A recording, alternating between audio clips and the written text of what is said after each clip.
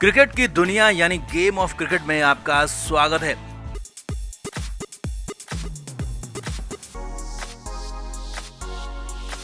Chennai super Kings का प्रदर्शन इस सीजन बेहद ही खराब रहा है। चेन्नई का हाल यह है कि वो प्लेऑफ के लिए क्वालिफाई तक नहीं कर पाई और दूसरी बार ऐसा है जबकि चेन्नई प्लेऑफ के लिए क्वालिफाई नहीं कर पाई है। चेन्नई के खेमे में इस बार खासा विवाद भी हुआ क्योंकि सीजन से ठीक पहले रविंद्र जडेजा को कप्तानी दी गई, लेकिन जड्डू फेल हो गए तो फिर वापस से धोनी को कप्तान बना दिया गया। यही नहीं, इसके बाद जडेजा को लेकर कहा गया कि वो चोट के चलते पूरे आईपीएल से ही बाहर हो गए। लेकिन अब बड़ी खबर जडेजा के होटल छोड़ने को लेकर है। जड्डू की भी डेविड वार्नर जैसी बेइज्जती की खबर आ रही है और खबर तो यहाँ तक है कि धोनी ने भी जडेजा का साथ नहीं दिया। तो क्या है चेन्नई के खेमे से बड़ी और हैरानी भरी खबर, अंदर वाली खबर। अब जडेजा के पास कौन से 3 विकल्प बचे हैं जिसमें से जडेजा तीसरा विकल्प चुन सकते हैं, आपको बताते हैं सब कुछ। आप इस वीडियो को शेयर करें और कमेंट करके अपनी राय जरूर दें।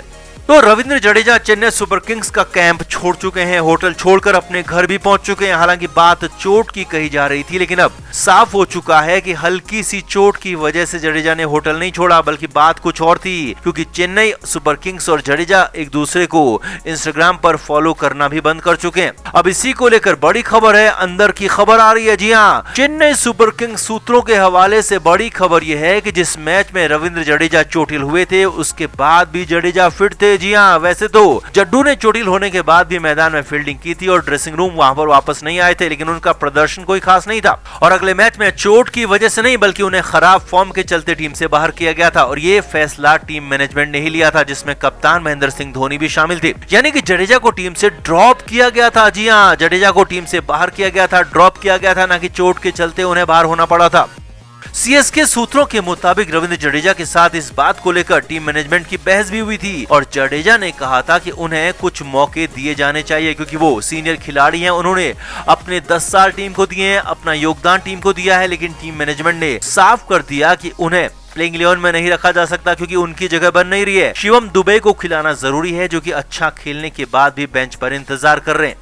अब यहाँ पर कंडीशन ये हुई कि जडेजा को प्लेइंग 11 से बाहर किया गया तो जडेजा होटल से मैदान नहीं गए। जी हाँ, ठीक उसी तरह जैसे पिछले साल डेविड वार्नर को सनराइजर्स हैदराबाद ने बेइज्जत किया था और होटल से मैदान लाने से इनकार कर दिया था और टीम बस में लाने से मना किया था, वैसा ही यहाँ पर जडेजा के साथ हुआ। हालांकि यहाँ पर बदलाव सिर्फ इतना था कि खुद जडेजा ही होटल से बाहर नहीं निकले और मैदान जाने से इनकार कर दिया। अब सूत्रों के मुताबिक जडेजा का साफ साफ कहना था कि जब उन्हें मैच ही नहीं खेलना है, मैच ही नहीं खिलाया जाना है तो फिर मैदान में जाकर वो क्या करेंगे।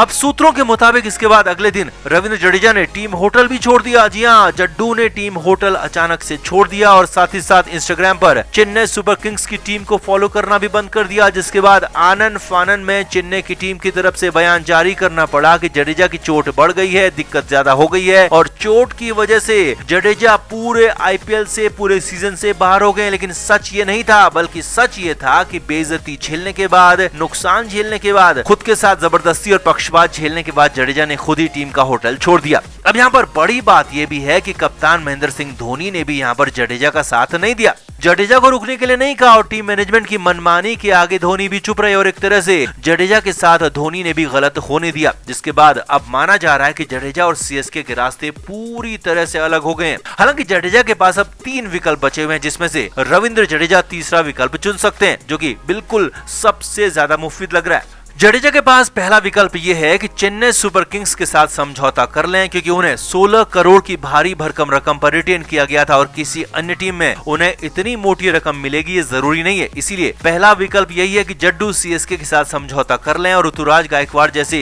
जूनियर खिलाड़ी की कप्तानी में खेलने को तैयार हो जाएं क्योंकि जडेजा को अब सीएसके की कप्तानी मिलेगी ये संभव नहीं लगता और ऋतुराज को सीएसके का अगला कप्तान माना जा रहा है, लेकिन जड्डू से वो जूनियर है। हालांकि इस पर जडेजा राजी होंगे ऐसा लगता नहीं है।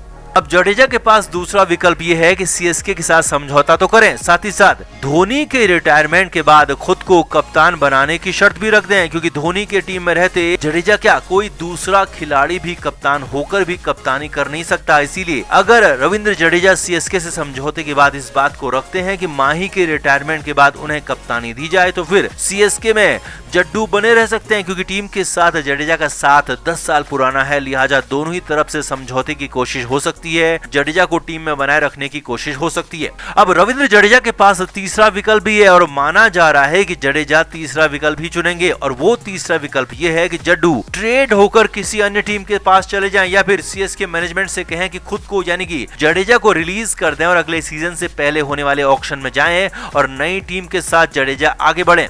वैसे अब जडेजा और सीएसके के रिश्तों में जो कड़वाहट आ चुकी है उसके बाद तीसरा विकल्प ही सबसे ज्यादा मुफीद लग रहा है, क्योंकि जडेजा भी राजपूत खून से हैं और वो खुद ही होटल छोड़कर गए हैं नाराज होकर, अपनी बेइज्जती झेलकर, जबकि सीएसके में अभी भी धोनी कप्तान है और रिटायरमेंट के बाद भी किसी न किसी रोल में वहां रहने वाले हैं। अब यहाँ पर जब धोनी ने जडेजा का साथ नहीं दिया तो माना नहीं जा सकता कि धोनी आगे भी जडेजा का साथ देंगे। तो ऐसे में जडेजा के लिए सीएसके में रास्ता आसान नहीं है और जडेजा किसी नई टीम के साथ नए सीजन में नजर आए तो हैरानी नहीं होगी। तो तीसरा यही विकल्प है जो सबसे ज्यादा मुफीद लग रहा है। तो कुल मिलाकर आपका क्या मानना है? क्या जडेजा के साथ नाइंसाफी हुई? क्या गलत हुआ उनके साथ और कुछ बेहतर हो सकता था? और जडेजा का अगला कदम क्या होगा? कमेंट करके आप भी जरूर बताएं, वीडियो को शेयर भी करें। तो दिल्ली की टीम ने बेहतरीन अंदाज में जीत हासिल की और ये जीत इसलिए भी बड़ी है क्योंकि दिल्ली को हर हाल में जीतना था ताकि प्लेऑफ की रेस में बने रहें और दिल्ली की जीत में उन्हें किस्मत का भी जबरदस्त साथ मिला और खास तौर पर डेविड वार्नर तो किस्मत के इतने धनी रहे कि एक ही ओवर में 3-3 जीवनदान मिल गए और ये ओवर था दिल्ली की पारी का 9वां ओवर जब युजवेंद्र चहल गेंदबाजी कर रहे थे और इसी ओवर में जबरदस्त बवाल भी हो गया जब डेविड वार्नर आउट तो हो गए लेकिन मैदान नहीं छोड़ा। चहल से सिर्फ माफी मांगी लेकिन ये वार्नर का बड़ा दिल था। तो सिलसिलेवार तरीके से आपको दिखाते हैं, बताते हैं।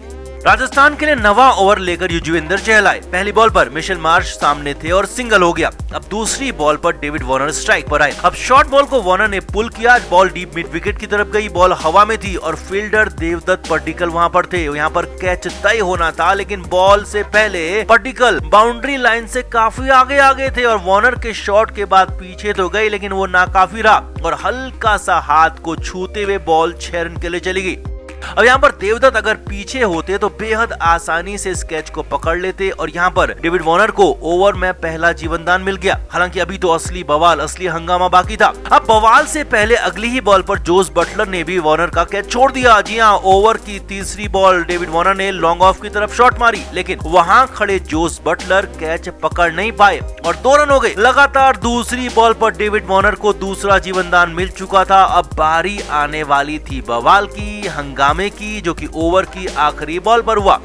ओवर की आखिरी बॉल युजवेंद्र चहल ने ऑफ स्टंप पर डाली और जबरदस्त स्पिन हुई। अब चहल की लेग स्पिनर पर वार्नर चूक गए और बॉल बिना बल्ले पर लगे पीछे की तरफ चली गई लेकिन यहाँ पर स्टंप्स में लाइट ऑन हो गई। जी हाँ, बॉल स्टंप्स पर लगी और लाइट्स ऑन हो गई, यानी कि वार्नर बोल्ड हो गए थे लेकिन फिर भी डेविड वार्नर आउट हुए नहीं। सब हैरान थे क्योंकि लाइट्स ऑन हुई थी लेकिन डेविड वार्नर ने क्रीज छोड़ा नहीं, अंपायर ने भी आउट नहीं दिया और वार्नर सीधे युजवेंद्र चहल के पास आए और चहल से माफी मांगी और कहा कि वो कुछ कर नहीं सकते क्योंकि ये उनके हाथ में नहीं है और चहल भी इशारों में कहते हुए देखे गई थी लाइट तो जली लेकिन आप फिर भी बच गए और डेविड वार्नर की माफी को चहल ने मान लिया लेकिन मायूस हो गए थे क्योंकि यहाँ पर तो साफ साफ आउट होकर भी डेविड वार्नर बच गए थे जबकि इससे पहले 2 जीवनदान उन्हें मिले थे। हालांकि डेविड वार्नर ने बड़ा दिल जरूर दिखाया और चहल से जाकर माफी भी मांगी लेकिन क्रीज छोड़ा नहीं क्योंकि वो आउट हुए नहीं थे। असल में यहाँ पर स्टंप्स की लाइट तो ऑन हुई थी लेकिन बेल्स गिरी नहीं थी। जी हाँ, क्रिकेट बुक में रूल है कि जब तक बेल्स नहीं गिरेगी तब तक आउट माना नहीं जाएगा और यहाँ पर भी यही हुआ। लाइट तो ऑन हुई लेकिन बेल्स गिरी नहीं और भाग्य ने वार्नर का जबरदस्त साथ दिया, दिल्ली कैपिटल्स का जबरदस्त साथ दिया और डेविड वार्नर आसानी से बच गए।